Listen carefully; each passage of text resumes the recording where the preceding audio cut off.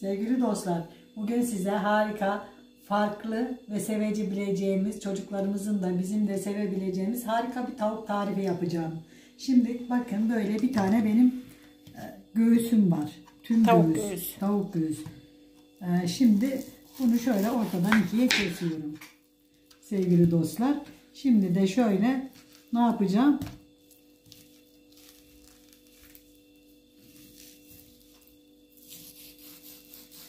Şöyle ayıracağım.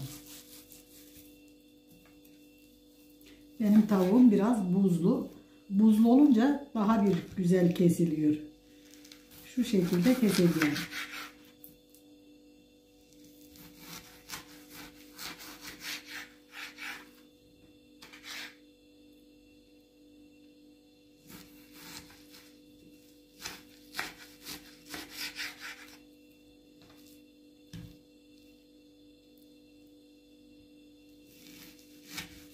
İşte bu şekilde keseceğim ve sonra size daha zamanla aşama aşama göstereceğim dostlar.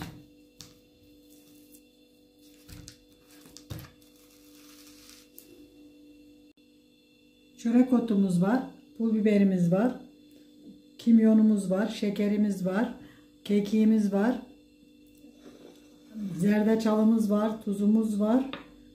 Ve bunda herhalde söylemiştim. Çörek otumuz var. Bir kaşık salçamız var. Şöyle 2 kaşık yoğurdumuz var. Ayran. 2 kaşık kadar da yağımız var. Şimdi bunların hepsini karıştırarak güzel bir sos hazırlayacağız. Önce yoğurdumuz. Sonra yağımız. Ve sonra da baharatlarımızı koyuyorum dostlar. Sağ ol anne. Sonra da salçamızı koyuyorum ve güzelce hepsini bir harmanlayacağım. Dostlar, limonu size söylemeye de unuttum. Sıkmayı da unuttum. Hakkınızı helal edin. Zaten hepsini sıkmayacağım, yarım limonu. Şöyle birazcık. Bu kadar. Yeterli. Şimdi güzelce şöyle elimle güzel bir karıştıracağım.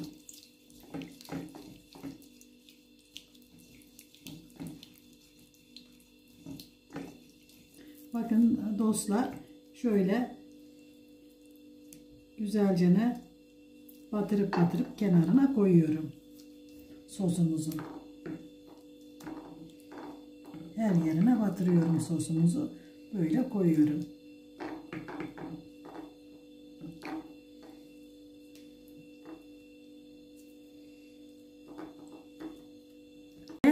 En az 15-20 dakika, en fazla da 1 saat, ne kadar çok dinlenirse o kadar güzel olacağından emin olabilirsiniz.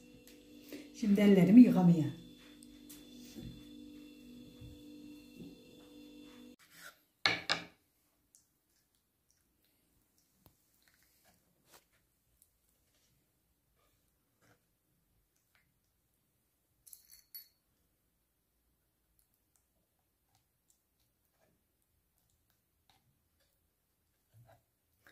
Bakın dostlar, bu şekilde yapıyoruz.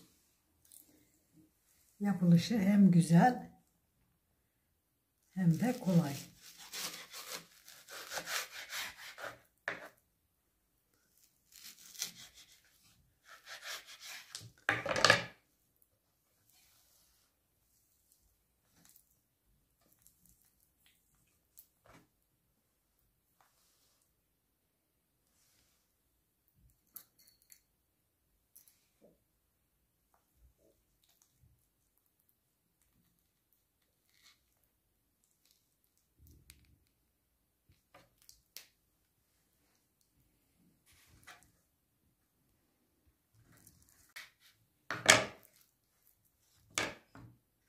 Bakın bu şekilde şöyle sarıyoruz ve böyle yerleştiriyoruz. Sonra da bunu getirip şöyle yaptık mı? Bakın bu biraz büyük bir parçaydı. Onun için buna 2 tane kürdan kullanacağım dostlar. Şu şekilde bir tanesini. Şuradan karşısından da bir tanesini kullanacağım ki böylece kürdanlar iyi sağlam tutsunlar diye. Bunu da şöyle koyalım. Bakın dostlar, sosu da tam denk geldi. Güzel oldu.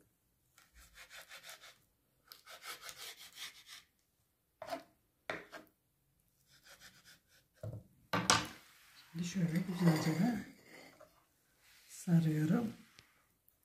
Sonra da tarafını getiriyorum şöyle. Tamam.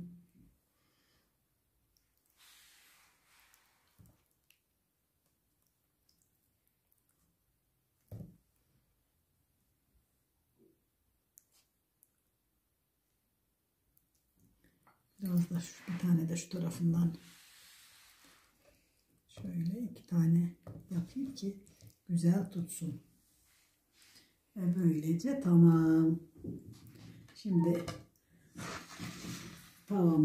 Sevgili dostlar, çok değil. Şöyle biraz tavamızın dibini yağlayacak kadar yağ koyuyorum bakın.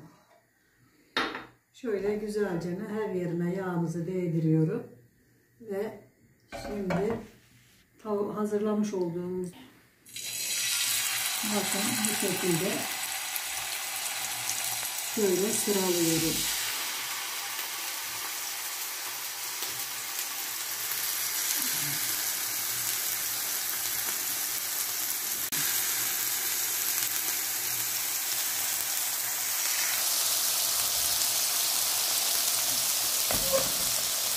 Altını çok yakmamaya dikkat edelim dostlar. Yavaş yavaş kızarsın ki içi de pişmiş olsun.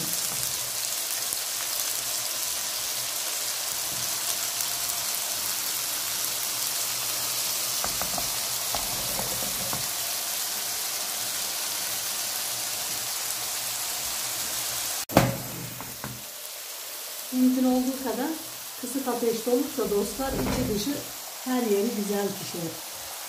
Şöyle bir bakalım. Daha olmuş. Sevgili dostlar, şöyle çeviriyorum.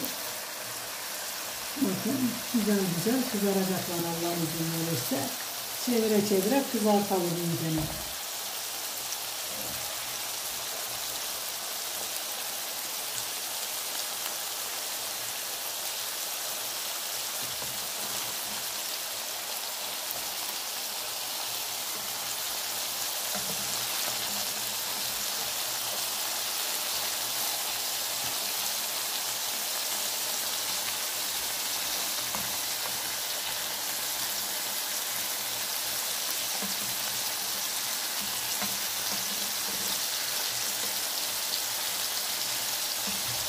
Kızarmaya başladı. Dostlar, suyunu kızartmak doğru değil. Çünkü içleri de pişsin.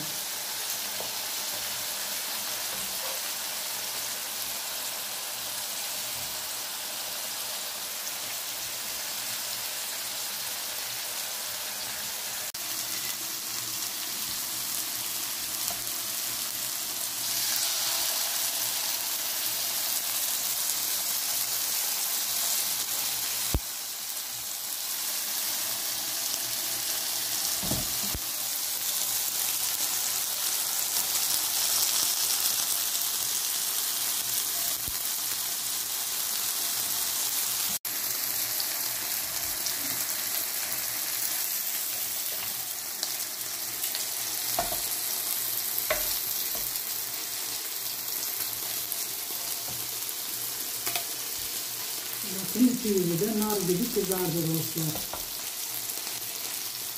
Her iki yüzü de harika kızardılar. Bakın.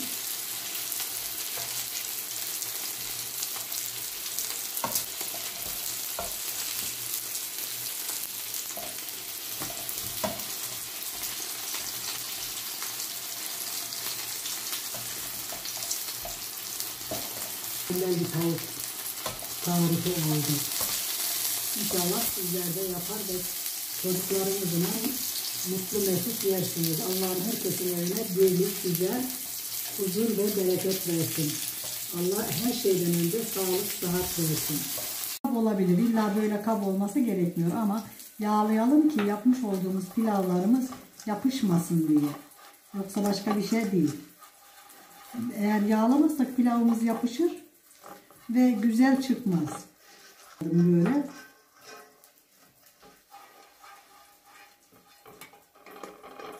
Şimdi dostlar, nasıl olsa pilavı hepimize kaç kere gösterdim diye pilavımızı göstermedim size. Bakın çok güzel pilavımız oldu. Tane tane. Kızımın eline sağlık. Kızım yaptı bu pilavı. Seninki kadar olmasa. Güzel güzel. Ha, tamam. Allah razı olsun, kızımın ellerine sağlık. Bakın dostlar, böyle güzelce bir şöyle biraz bastıralım ki kalıbımızın içine ne yapsın, otursun. Streçleyip ondan sonra da pilavı koyup ters çevirebilir. Öyle de olur yani. Şimdi dostlar bakın, pilavımızı koyduktan sonra servis kabımızı şöyle alıp şöyle ters çeviriyoruz. Siz bunu kaselerinizle yapıp şeye bile koyabilirsiniz. Biz sadece sunum için böyle yapıyoruz. Evet. Bakın çok güzel çıktı. Şimdi şöyle biberimizi alıyorum ve şöyle koyuyorum. Peşinden koyalım biberimizi. Sonra közlenmiş domateslerimiz var. Şu şekilde koyuyorum.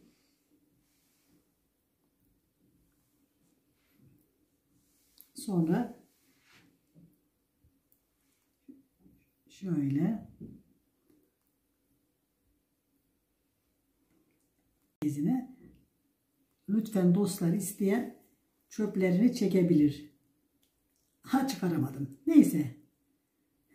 Çöplerini çekseniz olur.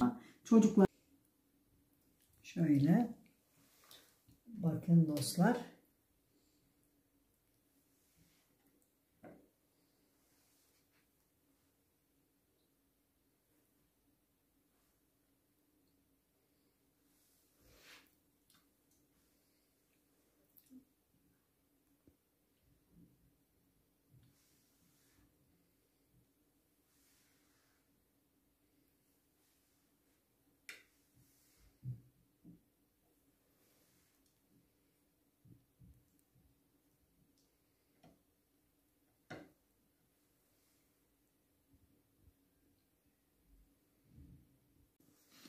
Şimdi elimi hemen yıkayıp geliyorum.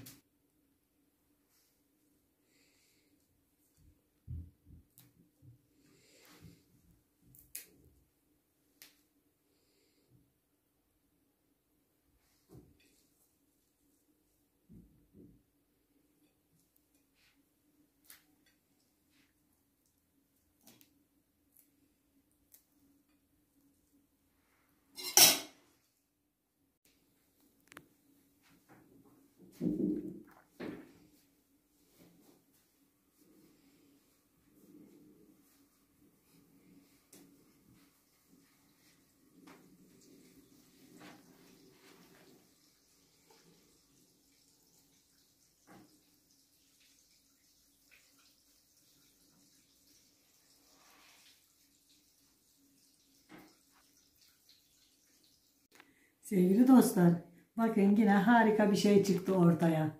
İnşallah sizler de beğenir, güzel fikirlerinizi, yorumlarınızı eklersiniz. İyi ya da kötü.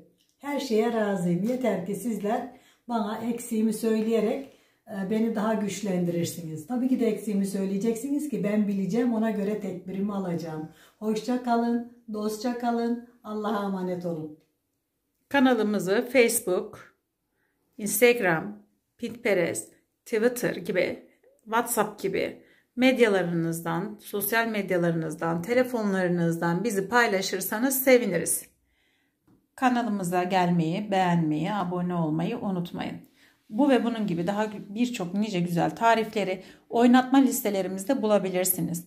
Oynatma listelerimize göz atmayı unutmayın. Hele de güzel çorbalar, tatlılar, börekler sizleri bekliyor. Yakında enfes bir su böreğiyle sizlerle olacağız. Hoşça kalın.